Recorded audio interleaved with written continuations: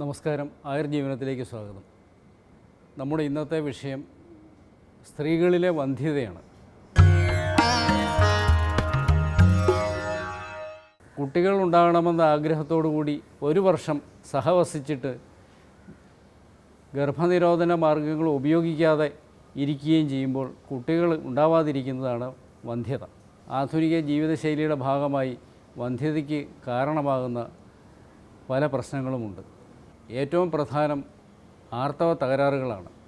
ആർത്തവ തകരാറുകൾക്ക് പ്രധാന കാരണം ഇന്ന് പോളിസിസ്റ്റിക് ഓവറി എന്നൊരവസ്ഥയാണ്. ഇതേ തുടർന്ന് മെൻസസ് ക്രമം തെറ്റുകയും സ്ത്രീകളിൽ രോമവളർച്ച ഉണ്ടാവുകയും കഴുത്തിലും മറ്റും കറുത്ത പാടുകൾ ഉണ്ടാവുകയും ചെയ്യും. ആർത്തവ ചക്രം അകന്നു പോകും. ഈ അസുഖം കൗമാരത്തിലും യൗവനത്തിലും ഇന്ന് വ്യാപകമായി കണ്ടുവരുന്നു. ഒരു പഠനമനുസരിച്ച് പ്രത്യുൽപാദന ശേഷിയുള്ള പ്രായമുള്ള സ്ത്രീകളിൽ 30% പോളിസിസ്റ്റിക് ഓവറിക്ക് വിധേയമാണ്.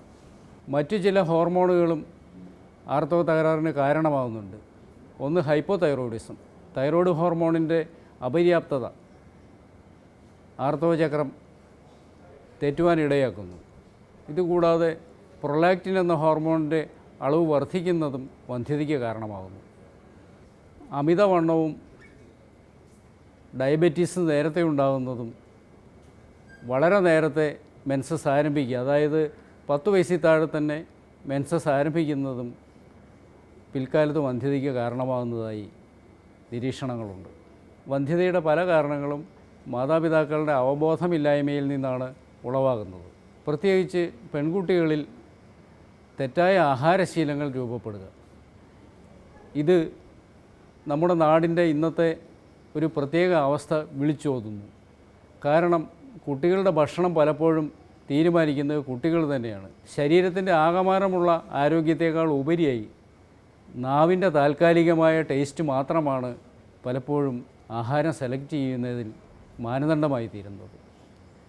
ഇത് ദീർഘകാലം അനുഷ്ഠിച്ചു കഴിയുമ്പോൾ വന്ധ്യതയും മറ്റ് പ്രശ്നങ്ങളും ഉണ്ടാകുന്നു. മൈദയുടെയും കൊഴുപ്പേറിയ മറ്റു വസ്തുക്കളുടെയും അമിതമായ ഉപയോഗവും വന്ധ്യതയ്ക്ക് കാരണമാകുന്നതായി നിരീക്ഷണങ്ങളുണ്ട്. ആർത്തവ ചക്രം തെറ്റാനുള്ള ഒരു കാര്യം മെൻസസ് കാലത്തെ അമിതമായ ആയാസമാണ്. പഴയ കാലത്ത് നമ്മുടെ സമൂഹത്തിൽ ആർത്തവകാലത്ത് സ്ത്രീകൾക്ക് വിശ്രമം അനുഭവിക്കുന്ന ഒരു ശീലമുണ്ടായിരുന്നു. പക്ഷേ ഇന്ന് സ്കൂളുകളിലാവട്ടെ, എൻട്രൻസിന് പഠിക്കുന്നവരിലാവട്ടെ, തൊഴിലിടങ്ങളിലെ സ്ത്രീകളിലാവട്ടെ, ഇത്തരം സമയങ്ങളിൽ കഠിനമായ ശാരീരിക ആയാസവും മാനസിക സമ്മർദ്ദവും ഉണ്ടാകുന്നുണ്ട്. ഇവയെല്ലാം തന്നെ ഹോർമോൺ വ്യവസ്ഥയ്ക്ക് തകരാറുണ്ടാക്കുകയും പിൽക്കാലത്ത് വന്ധ്യതയിലേക്ക് നയിക്കുവാനും ഇടയുണ്ട്.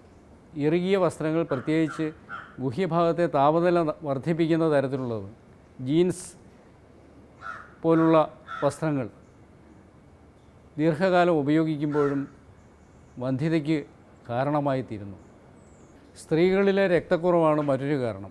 വിളർച്ച ബാധിക്കുക സ്ത്രീകൾ ആർത്തവ തകരാറുകളും അണ്ഡോൽപാദനത്തിലുള്ള തകരാറുകളും ഉണ്ടാകുന്നു. ഇവ ബാല്യത്തിലും കൗമാരത്തിലും വേണ്ടത്ര പോഷകസമൃദ്ധമായ ആഹാരം നൽകാത്തതുകൊണ്ടാണ്. ആയുർവേദം ധാരാളം ഔഷധങ്ങളെ, ആഹാരങ്ങളെ നിർദ്ദേശിക്കുന്നുണ്ട് വന്ധ്യത ഒഴിവാക്കുവാനായി. ഔഷധഗുണമുള്ള നെല്ലിക്ക, മാതള നാരങ്ങ, കുമ്പളങ്ങ, മുന്തിരി ഇവയെല്ലാം തന്നെ സ്ത്രീകൾ കഴിക്കേണ്ടത് വളരെ അത്യന്താപേക്ഷിതമാണ്.